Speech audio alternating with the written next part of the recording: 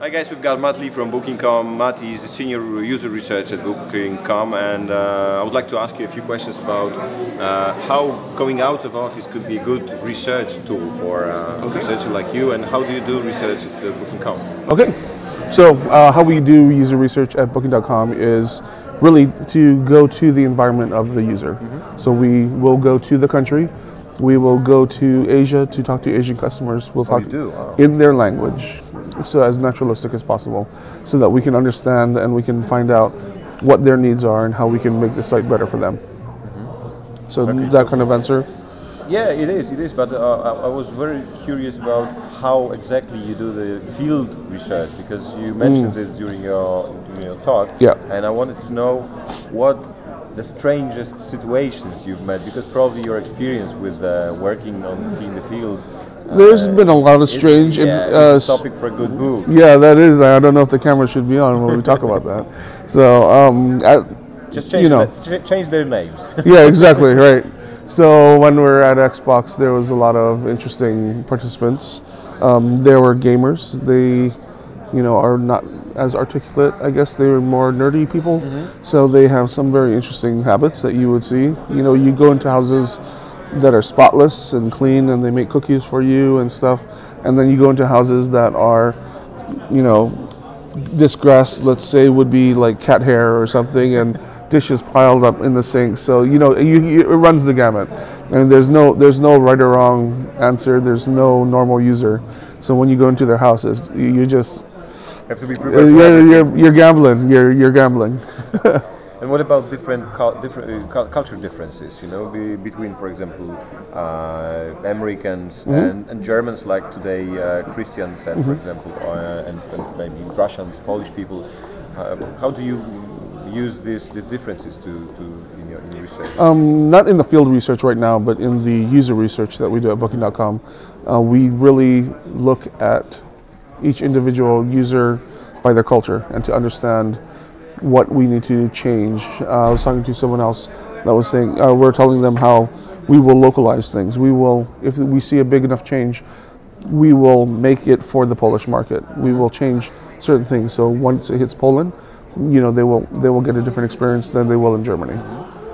Okay, and you used to work for Amazon as well, yes, and from Zappos. Yes. And how it differs? How would the way you work differs? Is it the same, or I think Booking.com is the most innovative company that I've worked for in terms of their whole process. It is a secret process, but it's not. But you can tell us. Right, there you go. But at Amazon, they have very regular. It's a Scrum model, but it's a very rigid system where you have the hierarchy, you have the different levels of management telling you what to do, creating those prototypes, designing those prototypes, testing those prototypes, and then launching it. At Booking.com, we think it's a little better to actually just build it and go from there. Build it, test it, and see if it worked or if it didn't work. And how such field research look like? The field research is something that we're developing at Booking.com more. So we are really developing it now to really get into the minds of the users as well. It's a little more difficult for our website.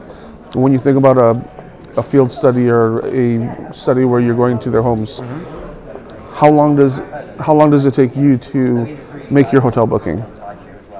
That's a question? Yeah. Well, I use Booking.com. But how long does it take you to book? Will you do it in one day? Okay, I'll tell you. It depends whether I'm booking for a business trip or private. If it's a business trip, I know the budget. I just book it. I usually use my iPad, because you've got just ingenious iPad application. Which is so great. Yeah. It's really very comfortable. Thank you. And if I book something for my private trip, like with my girlfriend or friends, then it takes longer time, because I have to share my pics with people that will have to accept it. Then they will resend me back the link, so I send links. What do you think about this place? And maybe, so for example, it could take us a week even, because 3 or 4 persons are looking for places to stay, and one is better because it's more in the center of the city, one is better because it's closer to the attractions, so we can find the city, and the other one has a price or something, or whatever. So it could take time. Yeah, so that presents the problem in how we do the research, and we're trying to figure that out right now. because that can take a week. Yeah. It could take 2 weeks to actually complete the whole thing. Exactly. It's not So, just a snap of the it's, finger. yeah, exactly. So we're looking at different ways that we can actually still do that field research, but give people the option of taking a longer time to do it. I got it. And so you actually go to people's houses. When we do field research in the U.S., yep, we go into their houses. And then you record them, or you, Yeah, a handheld camera just like this one, and maybe a tripod or a monopod, because you're holding it. And you say book a hotel. Yeah, Okay, sometimes. So the guy has to book a hotel, or you interview, or you research, or not research, but you just interview people that really need to book a hotel, and then Yeah. You find the different types of people. So Okay. people, let's say it's for business travel, then you would find business travelers, and you could do it from a very short period of time, and you just make sure that you tell them don't do any research, don't do any,